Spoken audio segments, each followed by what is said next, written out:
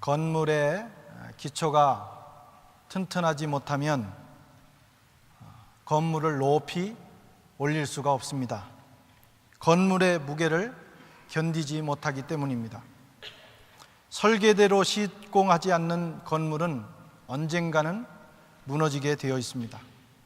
이것을 막기 위해서 건물이 설계대로 잘 시공이 되었는지를 검사하는 것을 감리라고 합니다. 문제는 시공하는 사람이나 감리하는 사람이 돈을 받아먹거나 아니면 자기 일에 충실하지 못해서 설렁설렁 한다는 데 있습니다. 그러면 언젠가는 그 일로 인하여 재앙을 만나게 됩니다.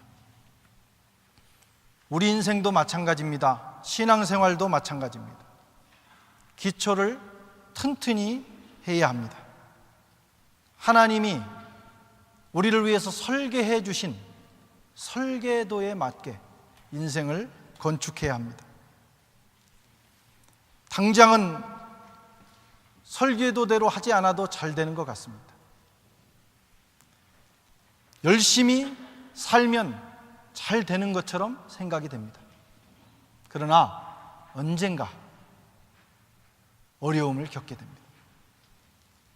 하나님의 말씀을 근거대로 우리 인생을 건축했는지 우리 스스로 영적 감리를 해야 합니다.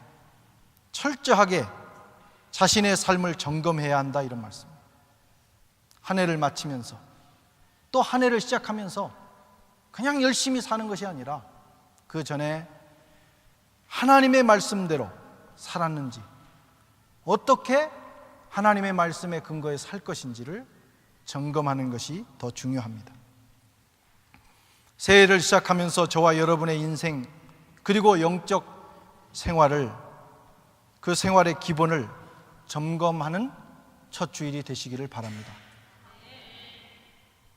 오늘 본문은 이스라엘 백성들이 범한 두 가지 악에 대한 말씀입니다. 이스라엘은 이 두 가지 악 때문에 망했습니다. 그리고 바벨론에서 70년 포로 생활을 하게 되었습니다. 첫 번째, 이스라엘 백성들의 문제는 생수의 근원이 되시는 하나님을 버렸다는 것입니다. 13절 말씀을 같이 한번 읽어보겠습니다. 내 백성이 두 가지 악을 행하였나니 곧 생수의 근원이 되는 나를 버린 것과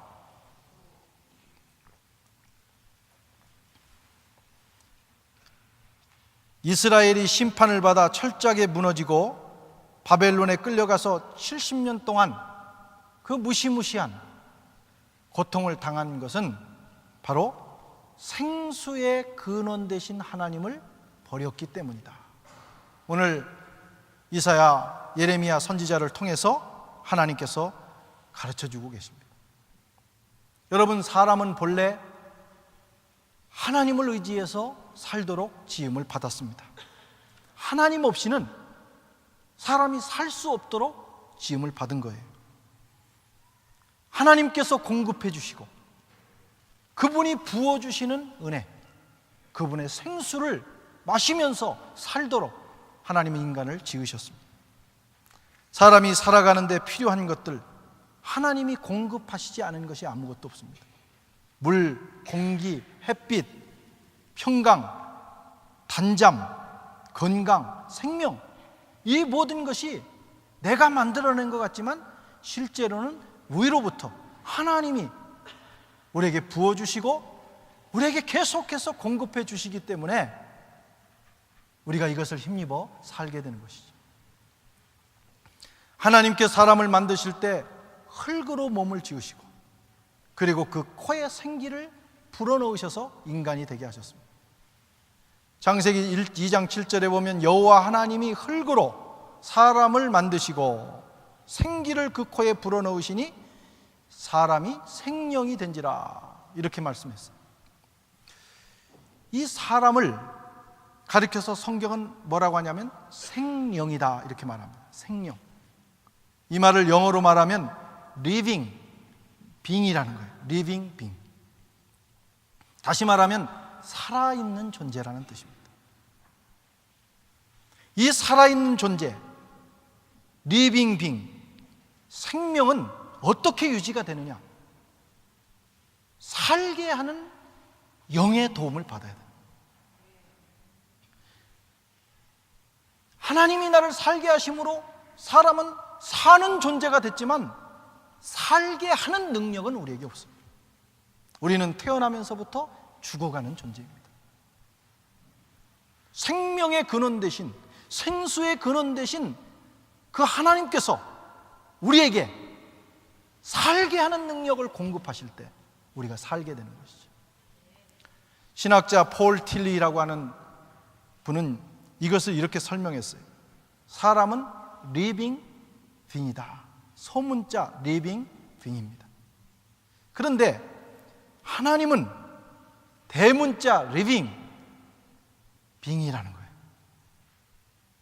우리의 존재가 살아있는 존재지만 이 살아있는 존재를 유지하게 하시는 공급자, 생명의 공급자가 누구냐? 존재의 근원이 누구냐? 하나님이시라는 거예요. 대문자 리빙 빙이 우리에게 계속해서 생명을 공급할 때 소문자 리빙 빙이 살게 된다는 거죠. 그렇습니다. 사람은 하나님이 필요합니다.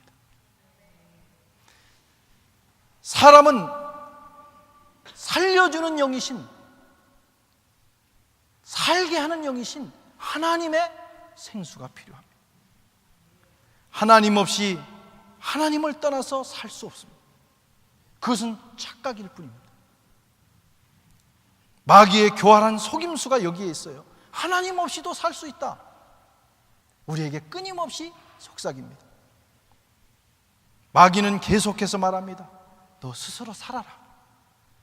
뭘 그렇게 연약하게, 하나님 없이는 살 수 없다고, 하나님을 의지해야 되겠다고 그렇게 어리석게 사느냐. 무슨 약한 소리 하지 마라. 하나님 없이도 스스로 살 수 있는 것이 인간의 탁월성이다. 마귀의 소리에 하나님을 떠나면 마치 나무에서 나뭇가지가 떨어져 나간 것처럼 잠시는 생명이 있는 것 같지만 사실은 그때부터 죽어가는 것입니다. 하나님께서 그의 아들 예수 그리스도를 보내신 이유는 바로 생명인 우리를 살게 하기 위해서 보내신 거예요. 고린도전서 15장 45절에 말씀하기를 기록된 바 첫사람 아담은 산영이 되었다 함과 같이 마지막 사람 아담은 살려주는 영이 되었느니라. 모든 인류는 아담 이후에 산 영이에요. 하나님이 살게 함으로 살았어요. 그러나 살려주는 영이 역사하지 않으면 우리는 죽게 되어 있는 것입니다. 둘째 사람으로 오신 예수님은 우리에게 살려주는 영으로 오셨어요. 누구든지 이 예수님을 만나면 살게 됩니다. 생명을 공급받습니다. 누구든지 예수를 붙들면 생명을 얻습니다. 왜냐하면 그가 생수의 근원이기 때문입니다. 여러분, 인생이 목마르고 허무합니까? 생수의 근원이신 주님 앞에 나가세요. 세상이 주는 물은 목마르려니와 내가 주는 물을 마시는 자는 영원히 목마르지 아니하리라. 주님은 우리에게 생수를 주기 위해서 오셨어요. 예수에게 붙으면 삽니다. 우리가 예수님 앞에 가까이 나가 그와 관계를 깊이 하면 우리 속에 어둠이 떠나갑니다. 질병도 떠나가고 사망 권세자인 귀신도 떠나가고 불행한 마음도 떠나가고 우울한 마음도 떠나가고 낭망한 마음도 떠나가고 새 힘이 솟아나는 것을 경험하게 됩니다. 영원히 죽을 수밖에 없는 죄인도 예수 붙들면 그는 살려주는 영이기 때문에 그분과 만나기만 하면, 접촉만 하면 영원히 사는 영생을 얻게 되는 것입니다. 주님은 말씀하기를 예수께서 가라사대 내가 곧 길이요 진리요 생명이니 나로 말미암지 않고는 아버지께로 갈 자가 없느니라. 내가 생명이다 말씀하셨어요. 요한복음 15장 5절에 나는 포도나무요 너희는 가지니 저가 내 안에 내가 저 안에 있으면 이 사람은 과실을 많이 맺나니 나를 떠나서는 너희가 아무것도 할 수 없습니다. 이게 여러분 인생의 비밀입니다. 우리는 하나님 떠나서 하나님 없이도 뭐든지 할 수 있을 것처럼 자신하지만, 그러나 거기는 생명의 역사가 없어요. 모양만 있을 뿐입니다. 하는 것 같은 착각만 있을 뿐입니다. 예수 안에 있을 때, 하나님 안에 있을 때 여러분 우리가 하는 모든 일을 통하여 생명을 일으키는 역사를 체험하게 되는 것입니다. 하나님 없이는 절대로 안 됩니다. 잠시 잘 되는 것으로 착각했을 뿐입니다. 결국은 얻는 것이 없는 빈손 인생으로 인생을 마치게 돼요. 누가복음 15장에 둘째 아들이 아버지를 떠났습니다. 아버지 떠나서 멋진 인생을 기대했어요. 처음에는 그런 인생이 펼쳐지는 것 같았어요. 얼마나 놀라운지, 얼마나 기가 막힌 인생인지. 내가 진작 떠날 걸. 아버지 집에서 이렇게 고생을 했나, 눈치 보고 힘들게. 이렇게 놀라운 원더풀한 인생이 있다니. 참 자유는 기가 막히구나. 그게 얼마 가지 않았어요. 허랑방탕하여 모든 것을 허비했고 돼지가 먹는 쥐염 열매도 먹을 길이 없었어요. 돼지보다 못한 인생으로 떨어졌다, 이런 말씀. 이것이 주님이 우리에게 가르쳐 주신 비유입니다. 당자가 살아가는 길은 돌아가는 것입니다. 돌아가서 아버지 품에 들어가면 순식간에 모든 것을 회복합니다. 아버지가 모든 걸 공급해 주신다. 우리가 사는 길은 오직 여호와 하나님께 돌아가는 것입니다. 2014년 승리하는 유일한 길은 우리가 하나님께 돌아가 하나님을 의지하고 그분과 교제하며 여러분 그분이 공급해 주시는 은혜를 경험하는 것입니다. 그러면 우리가 노력하고 애쓰는 것에 하나님의 은혜가 넘치게 되는 것이죠. 생수의 근원 되신 하나님께 돌아가시는 저와 여러분 되시기를 바랍니다. 2014년은 하나님 붙들고 사십시다. 아모스서 5장 4절에 너희는 나를 찾으라, 그러면 너희가 살리라 말씀하셨어요. 우리가 2014년 하나님께 돌아가서 하나님을 붙들고 하나님께 은혜를 구하면서 살아가면 환경과 조건에 관계없이, 여러분 당장의 현상에 관계없이 하나님 우리에게 생명의 열매를 허락해 주실 거예요. 이스라엘 백성들은 이 하나님을 버림으로 악을 범했고 그것 때문에 망하게 됐어요. 두 번째, 이스라엘의 악은 물을 가두지 못할 터진 웅덩이를 스스로 판 것이다. 13절 말씀 다시 한번 읽어보겠습니다. 시작. 스스로 웅덩이를 판 것인데 그건 물을 거축하지 못할 터진 웅덩이니라.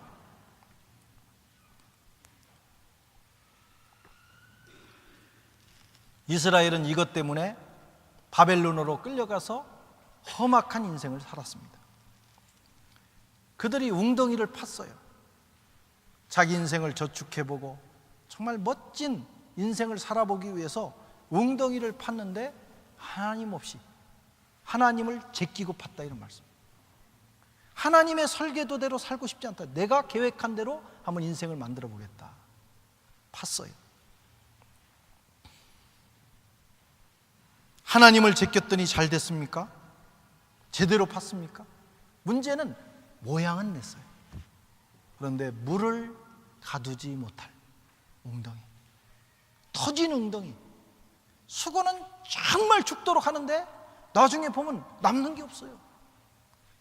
밤잠을 안 자고 일을 하고 공부를 하는데 나중에 보면 남는 게 없어요. 하나님 뜻대로 사는 것은 번거로운 일입니다. 얼마나 하나님 말씀대로 살기가 어려운지 좁은 길이라 그랬어요. 좁은 문, 협착한 길이다. 그냥 막 다녔으면 좋겠는데 하나님 그러지 말라는 거예요. 내가 정해준 원칙대로 인생을 설계하고 가봐라. 그런데 그게 불편한 거예요. 그런데 그대로 지으면 물을 가둘 수 있는 막힌 웅덩이입니다. 그런데 하나님 없이 내 마음대로 사는 일이 자유롭고 편한 것 같지만 그들이 판 웅덩이는 터진 웅덩이라.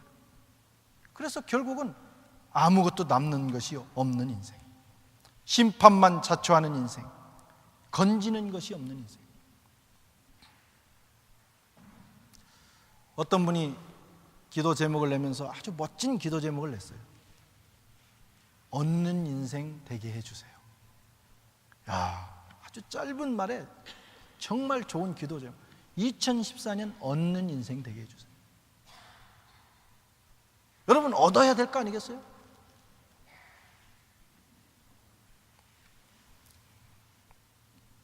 하나님의 말씀대로 하나님과 상의하면서 그분이 제시해 주신 그 원칙을 준수하고 나가면 하나님이 저와 여러분의 인생을 책임져 주셔요.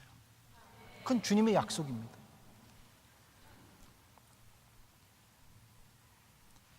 하나님께서 신앙생활의 기본을 말씀하셨어요. 우선 우리가 기본을 잘 한번 지켜보는 게 중요합니다. 그리고 다음 주부터 이제 미라클, 하나님께서 우리의 삶에 일으키시는 하나님의 역사에 대한 설교가 진행이 될 거예요. 그 전에 우리가 하나님의 백성으로서 살아야 될 아주 기본적인 원칙, 이것은 자나깨나 지켜야 되는 원칙을 정해 주셨어요. 그것을 마음에 새기시기를 바랍니다. 첫째는 하나님의 날을 성수해야 합니다. 하나님의 날. 이사야서 53장 13절에 58장 13절에서 14절 같이 큰 목소리로 읽겠습니다. 시작. 만일 안식일에 내 발을 금하여 내 성일에 오락을 행치 아니하고 안식일을 일컬어 즐거운 날이라 여호와의 성일을 존귀한 날이라 하여 이를 존귀하게 여기고 내 길로 행치 아니하며 내 오락을 굳지 아니하면 사사로운 말을 행하지 아니하면 내가 여호와 안에서 즐거움을 얻을 것이라. 내가 너를 땅의 높은 곳에 올리고 내 조상 야곱의 업으로 기르리라. 여호와의 말이니라. 첫째로 여러분, 1년 동안 하나님의 날을 준수하시고 존중하시기 바랍니다. 이것이 하나님이 우리에게 주신 기본 법이에요. 구약시대에는 안식일을 지켰지만 우리는 주일을 지킵니다. 이 날을 생명처럼 구분해서 한번 지키시라 이거.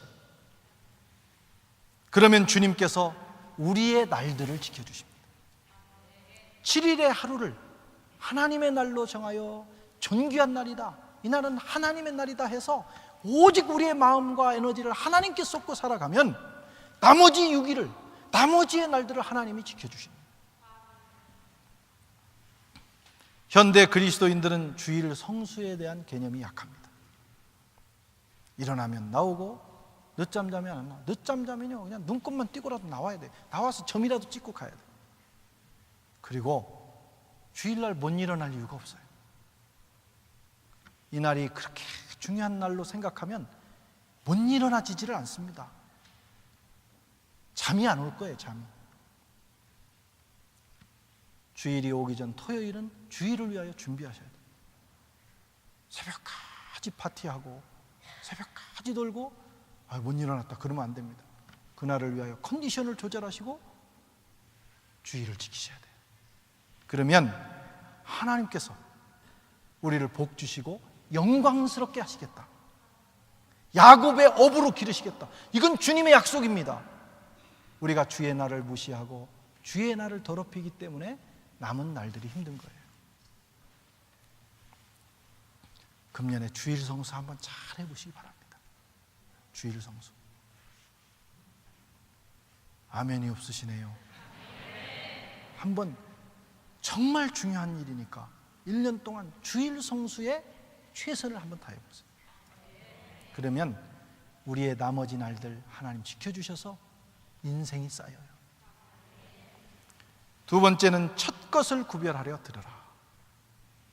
출애굽기 3장 13장 2절 시작.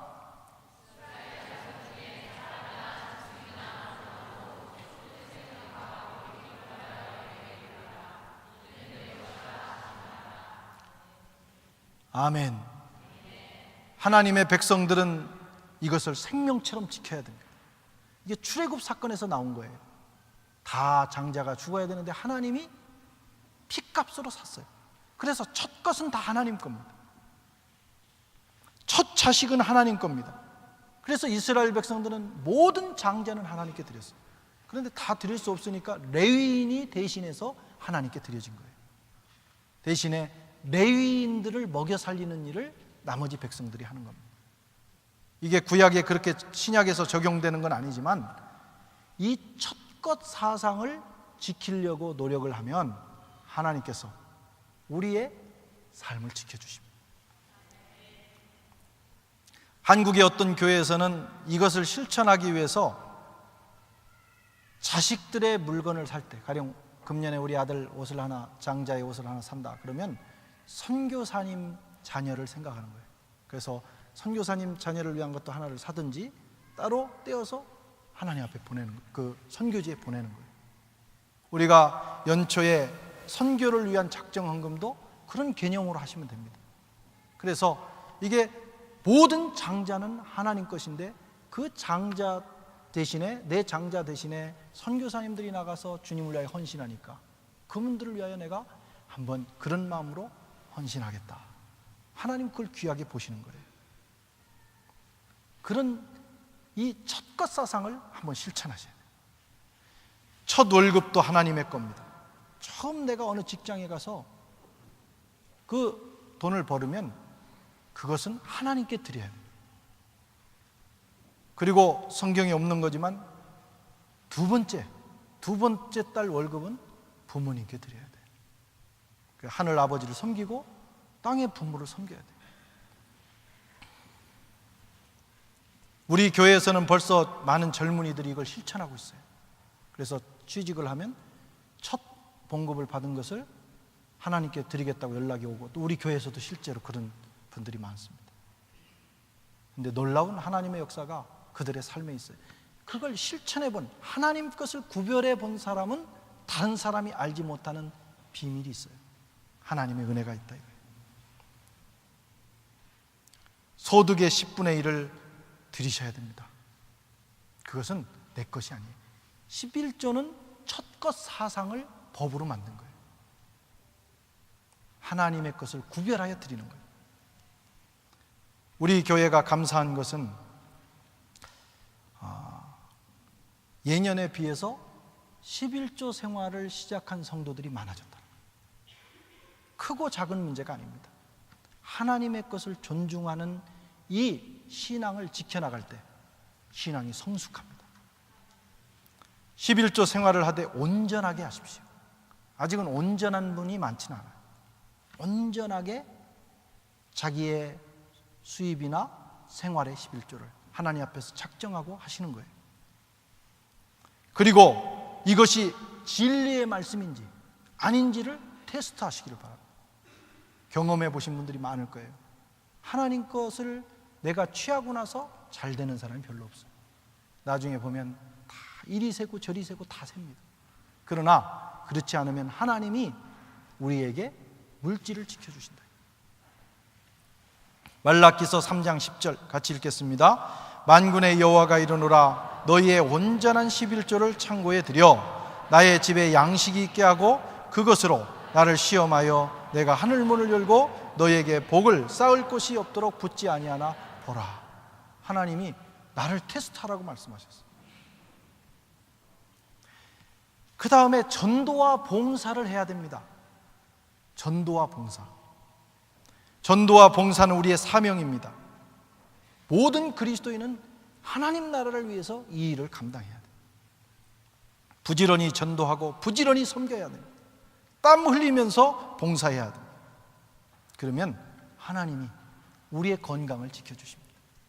우리의 에너지와 힘을 가지고 열심히 하나님을 섬기고 이웃을 섬기면 하나님이 그 사명 감당하는 그 사람의 건강을 지켜주십니다. 건강을 주셨으나 그것을 거룩하게 사용하지 않고 정과 욕심, 나의 욕심만을 위해서 그걸 사용하는 거예요. 쾌락만을 위해서 사용하는 거예요. 그러면 하나님이 거두어 가십니다. 건강도 생명도 거두어 가시는 거예요.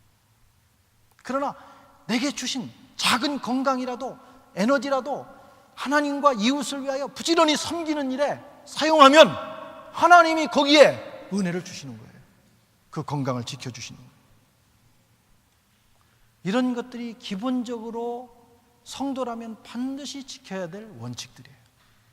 이 몇 가지 원칙 더 있지만은 그것을 그 뼈대를 세우고 1년 동안 철저하게 지키면서 살아가 보십시오. 하나님께서 우리에게 부어주신 은혜가 빠져나가지 않습니다. 할렐루야. 터지지 않은 웅덩이를 만들어야 돼요.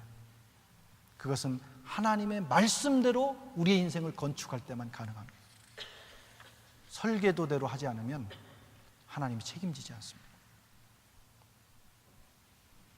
감리를 통과할 수가 없습니다. 철저하게 한번 기왕 신앙생활 하는데 철저하게 한번 해보십시오. 온전하게. 특별히 주일 성수는 적당히 설렁설렁 와서 예배만 드리는 것으로 끝내지 마시고 온 가족이 상의를 하면서 어떻게 온전하게 주일을 성수할 것인가 1년 계획을 해보십시오.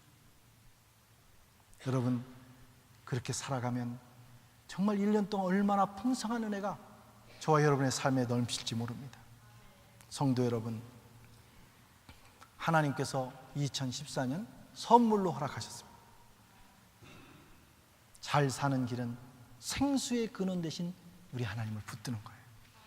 늘 그분을 의지하고 그분과 잇대어 살아가는 거예요. 그리고 하나님의 원칙을 잘 지키십시오. 성경을 읽으면서 하나님의 말씀으로 나를 계속 점검하시면서 가면 터지지 않은 웅덩이를 파게 되는 겁니다.